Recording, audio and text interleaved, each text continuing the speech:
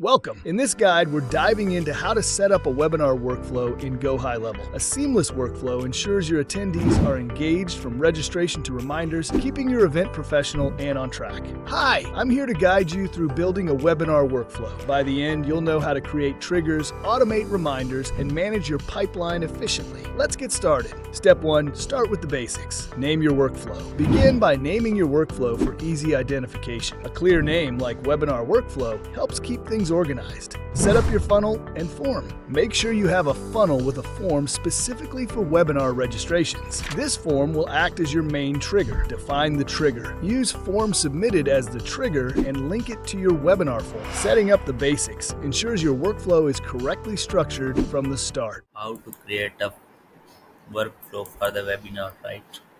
So start from the scratch. So first of all, name the workflow.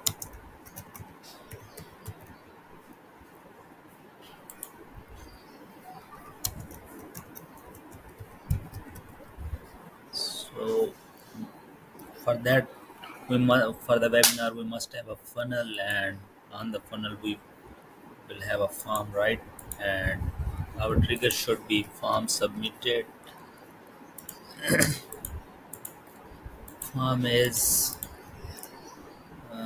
webinar form, right? Step 2, automate confirmation messages. Send a confirmation email or SMS. After the form is submitted, add actions to send a confirmation message. For example, thank you for registering for our webinar. Tag registrants. Add a tag, such as webinar registered, to keep track of your participants. Automation ensures every registrant receives timely confirmation and is properly categorized. After form submission, we can send like confirmation SMS or email.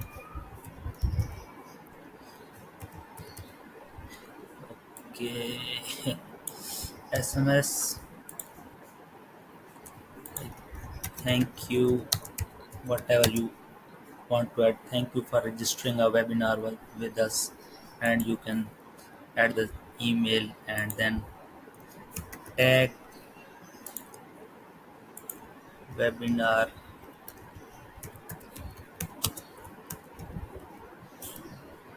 registered, like that.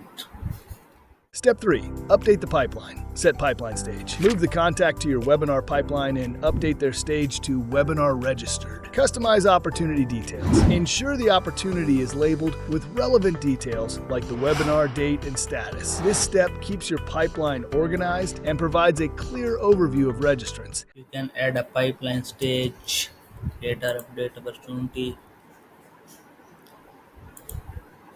webinar pipeline stage, webinar registered, open. Step 4, schedule reminders. Set event start date and time. Define the webinar's start date and time. This serves as the foundation for your reminder schedule. Add reminder actions. 24 hours before, send an SMS or email saying your webinar is tomorrow at time. 12 hours before, add another reminder with your webinar starts in 12 hours. 1 hour before, send a final message like your webinar starts in 1 hour. Strategically scheduled reminders ensure your attendees stay informed and ready. Then if we want to send the reminders, set event start date, right?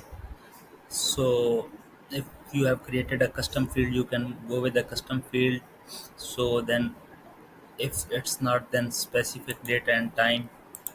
uh, for example, if you have webinar on Thursday 11 July at 12 p.m., right?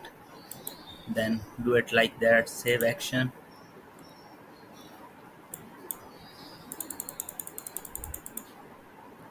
From there you can now add wait for appointment time 24 hours before. Like, you can send the SMS and email, your webinar is